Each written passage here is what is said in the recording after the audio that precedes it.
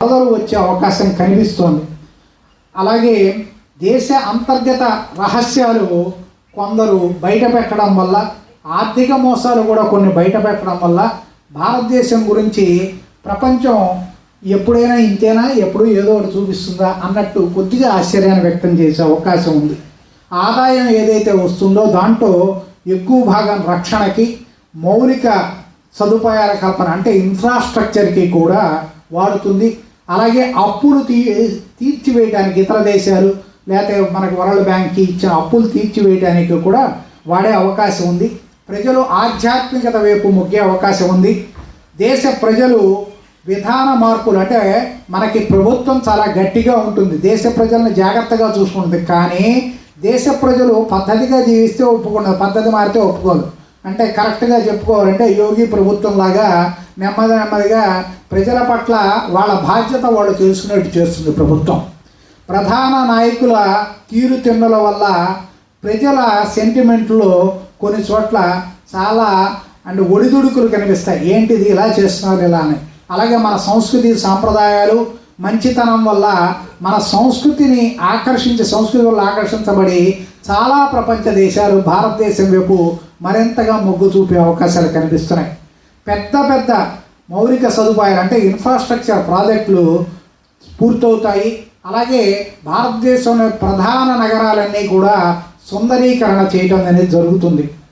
అలాగే భారతదేశం అనేది మొదటి నుంచి కూడా ఆధ్యాత్మికత కోసం ఉంది, సాంప్రదాయం నిలుపుకుంది, సనాతన ధర్మానికి అనువైన స్థలం ఇది అని చెప్పి భారతదేశాన్ని ప్రపంచానికి చూపించడం, ప్రపంచం వైపు అలాగే ముందుకెళ్ళటం జరుగుతుంది. భారతదేశం సనాతన దేశం, భారతదేశం ఇలా ఉంటుంది, ధర్మంగా ఉంటుందని చూపించడమే ప్రధానంగా మనం ప్రొజెక్ట్ చేసుకుంటాం. ఈ సంవత్సరం ఆయుధాల దిగుమతి కోసం బాగా ఖర్చులు ఉంటాయి. రూపాయి ఉంటుంది కదా, పెరుగుదల తగ్గుదల, రూపాయి విలువలో మార్పులు బాగా చికాకు కలిగిస్తాయి. అంటే ఎక్స్పోర్ట్ ఇంపోర్ట్ చేసే వాళ్ళకి చాలా తలనొప్పులు పెరిగే అవకాశాలు ఉన్నాయి. గృహ నిర్మాణ రంగం చాలా చురుగ్గా ఉంటుంది. పారిశ్రామికవేత్తలకి కొన్నిసార్లు రక్షణ ఎక్కువ అవసరం అవుతుంది. వారు అంతేగాక సబ్సిడీలు అంటాం, అంటే వాళ్ళు చేసే కార్యకలాపాలకి ప్రభుత్వం ఎక్కువ రాయితీలు ప్రకటించాల్సిన అవసరం కనిపిస్తుంది. ప్రజల కొనుగోలు శక్తి తగ్గుతుంది. ఆస్తుల కొనుగోలు మాత్రం కాస్త ఎక్కువగానే నడుస్తుంది. ఆస్తులు బాగానే కొంటారు కానీ రోజువారీ వ్యవహారాల్లో మాత్రం కాస్త ఇబ్బందులు ఎక్కువ కనిపిస్తున్నాయి. డిజిటల్ కరెన్సీ మనం అందరం యూపీఐలు వాడుతున్నాం. డిజిటల్ కరెన్సీ అంటే నెమ్మదిగా మనకి ప్రచారంలో ఉన్నటువంటి నోట్లు ఇవన్నీ కూడా పక్కన పెడుతూ అంతా డిజిటల్గా చేసేటువంటి దాని మీద ఆ రూపకల్పన, చట్టాల రూపకరణ నెమ్మదిగా కూడా ఇంకా జరుగుతుంది. బాగా ఈ సంవత్సరం ముందుకు వెళ్తుంది అని అనిపిస్తుంది. అలాగే ఆకస్మికంగా ఎవరికి తెలియని విషయాలు కూడా, అంటే ఇతర దేశాల కదలికలు, పొరుగు దేశాలు మన సరిహద్దుల్లో చేసే కదలికలు పసిగట్టి అకస్మాత్తుగా సైన్యాన్ని అక్కడ నిలపటం, ఇవన్నీ కూడా రహస్యంగా చేస్తాయి భారతదేశం. అలాగే పొరుగు దేశాలు ఏవైతే ఉన్నాయో వాటిలో జరిగే చర్చలు మాత్రం అంతగా సఫలంగా ఉండేట్టు అవి పెద్ద వర్కౌట్ అయ్యేట్టు కనిపించట్లేదు. ఒప్పందాలు ఏం చేసుకున్నా ఆ ఒప్పందాలు కాగితాలకే పరిమితం అవుతాయి. ప్రపంచ రాజకీయ రంగంలో భారతదేశం తను ఒంటరిగానే ముందుకెళ్తుంది. ఒంటరిగానే సింహం ఎప్పుడూ ఒంటరిగానే వస్తుందంటారు చూసారు అదే సినిమాలో, అలాగే భారతదేశం సింహంలా ముందుకు తీసుకెళ్ళటం అనేది జరుగుతుంది. హిందూ మహాసముద్రంలో భారతదేశం తన రక్షణ అవసరాల కోసం పెద్ద ఎత్తున నౌకల్ని మోహరించడం జరుగుతుంది. ఉపగ్రహ ప్రయోగాల్లో ఇస్రో వాళ్ళ దగ్గర ప్రపంచంలోని చాలా దేశాలు పూర్వం కంటే కూడా ఇంకో 10-15 దేశాలు ఈ సంవత్సరం భారతదేశ సహాయం తీసుకొని వారి దేశాల శాటిలైట్లను పైకి పంపించుకుంటాయి వారి అవసరాల కోసం. దేశ సరిహద్దుల నుంచి, పొరుగు దేశాల నుంచి చొరబాట్లు ఆకస్మికంగా ఉన్నట్టుండి పెరిగే అవకాశాలు ఉన్నాయి. మన రాజధాని ప్రాంతమైన ఢిల్లీ చుట్టుపక్కల భూకంపాలకు అవకాశం కనిపిస్తోంది. తీర ప్రాంతాల్లో ఇందాక చెప్పుకున్నట్టు వరదలు రావచ్చు. ఎండలు చలి రెండు కూడా ఎక్కువే ఈ సంవత్సరం. క్రితం సంవత్సరం కూడా అలాగే ఇబ్బంది పడ్డాం, ఈ సంవత్సరం కూడా అది కొనసాగుతుంది. అలాగే కొత్త ఖనిజ వనరులు బయటపడే అవకాశాలు ఉన్నాయి. అలాగే వాయు సంబంధం అంటే గాలి ద్వారా వ్యాపించేటువంటి, అలాగే రక్త సంబంధమైనటువంటి కొత్త వ్యాధులు వ్యాపించే అవకాశాలు కనిపిస్తున్నాయి. మన విద్యలో ఇప్పటిదాకా చదువుకో పాస్ అవ్వో అనే దాని నుంచి నెమ్మదిగా ప్రభుత్వం చదువుకోవడమే కాదయ్యా, నేర్చుకో, పని చేయటం నేర్చుకో అనే విధానంలోకి నెమ్మదిగా ప్రాక్టికల్స్ పెంచి థియరీ పార్ట్ తగ్గించేటువంటి దీంట్లోకి మార్పు చేస్తున్నాయి. అది కూడా బాగా మార్పు జరుగుతుంది. అలాగే ఈ సంవత్సరం అభివృద్ధి పదంలో కంటే మనకి సరిహద్దుల్ని కాపాడుకోవటం, అంతర్గత వ్యవస్థలను మెరుగుపరుచుకోవడం మీద దృష్టి ఎక్కువ ఉంటుంది. ఉద్యోగులు కార్మికులకు ప్రభుత్వానికి మధ్య ఒక సైలెంట్ వార్ జరుగుతూ ఉంటుంది. అంటే వాళ్ళందరూనేమో తోకచాడిద్దాం అనే ప్రయత్నం, ప్రభుత్వం ఏమో మీరు ఇట్టాగే ఉండాలి, ఇలా పనిచేసి తీరాలని చెప్పటం, వీటి మీద తెలియని యుద్ధం బాగా జరుగుతుంది ఈ సంవత్సరం కనపడకుండా. ప్రతిపక్షం వారు డేటాలు లీక్ చేయడం, విదేశాల సహాయంతో ప్రభుత్వాన్ని ఇరుకున పెట్టడం కొద్దిగా ఎక్కువ అవుతుంది.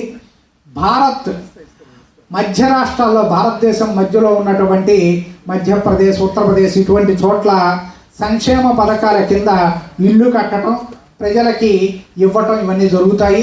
ప్రజాప్రతినిధులు కొంతమంది పొరపాటున పత్రికా సమావేశాల్లో పొరపాటున ఒకటి మాట్లాడాల్సింది ఒకటి మాట్లాడి పై స్థాయి వాళ్ళే తర్వాత నాలుగు ఖర్చుకోవడం చేస్తారు. దాన్ని మళ్ళీ బయటపడటానికి సంజాయిషీలు ఇచ్చుకోవాల్సిన అవసరం పడేట్టు కనిపిస్తోంది.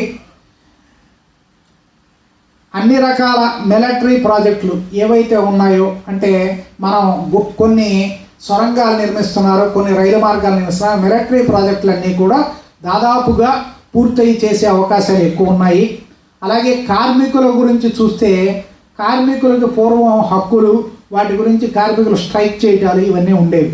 ఇప్పుడు ఈ సంవత్సరం మాత్రం కార్మికులు స్ట్రైక్ చేయటం లేకపోతే వాళ్ళ హక్కుల గురించి మాట్లాడటం కంటే మీరు ఏం చేస్తారో మీ పనిని బట్టి మీకు ఎదుగుదల ఉంటుందని ప్రభుత్వం నిక్కచ్చిగా చెప్పి వాళ్ళ ఉత్పాదకత, వాళ్ళు ఎంత ప్రొడ్యూస్ చేస్తారో, వాళ్ళు ఎంత సేవ చేస్తారో అన్నదే ఆధారపడి వాళ్ళకి సంబంధించిన ఇంక్రిమెంట్లు కానీ వాళ్ళకి సంబంధించిన విషయాలు కానీ ప్రభుత్వం చూస్తుంది. అలాగే భారతదేశంలో యూరోప్ దేశాల వాళ్ళు, అమెరికా దేశం బాగా ఎక్కువ పెట్టుబడులు పెట్టే అవకాశం ఉంది.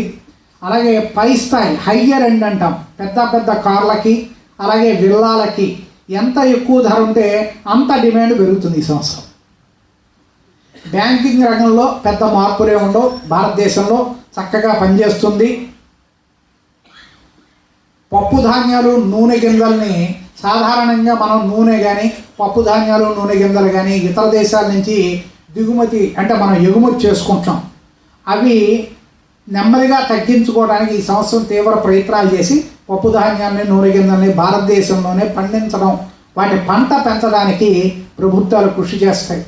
అలాగే గ్రీన్ హైడ్రోజన్ స్టోరేజీలు, న్యూక్లియర్ ఎనర్జీకి సంబంధించి ఇతరుల మీద ఆధారపడటం తగ్గిస్తుంది. అంటే భారతదేశం ఏం చేస్తుందంటే నిదానంగా మేక్ ఇన్ ఇండియా ప్రాజెక్ట్ అనేది ఏదో సామాన్యుల కోసమో లేకపోతే ఏదో కొత్తగా ఎవరన్నా కంపెనీ పెట్టుకుంటే వాడి కోసమే కాకుండా స్వావలంబన దిశగా తన కాళ్ళ మీద తాను నిలబడాలి ఇతర ప్రపంచం మీద కంటే అని తాను స్వావలంబనకి అవకాశం ఉండేది తయారు చేసుకోవడానికి గట్టిగా ప్రయత్నాలు చేస్తుంది. ఆ ప్రయత్నాల్లో ఇవన్నీ కూడా భాగాలు అవుతాయి.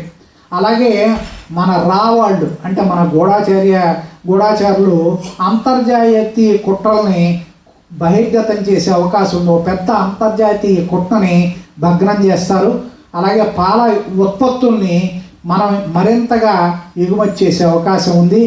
ఖరీదైన ఖనిజాలు మనకి దొరుకుతాయి. అలాగే నదులను శుభ్రపరచడం అనేది కొనసాగుతుంది. అలాగే భారతదేశం ఇప్పటివరకు తన డేటాని అంటే డిజిటల్ డేటాని స్టోర్ చేసుకోవడానికి ఇతర దేశాల మీద ఎక్కువ ఆధారపడటం, ఇతర దేశాల డేటా సెంటర్లను ఆధారం చేసుకోవడం జరుగుతుంది.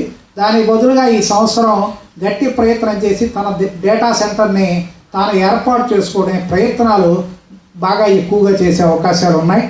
అలాగే ఈ సంవత్సరం ప్రస్తుతం ఉన్న ప్రధానమంత్రి తర్వాత ఎవరవుతారు, భారతదేశాన్ని ఎవరు లీడ్ చేస్తారు అన్న విషయం కూడా బయటకు వచ్చే అవకాశాలు బాగా కనిపిస్తున్నాయి.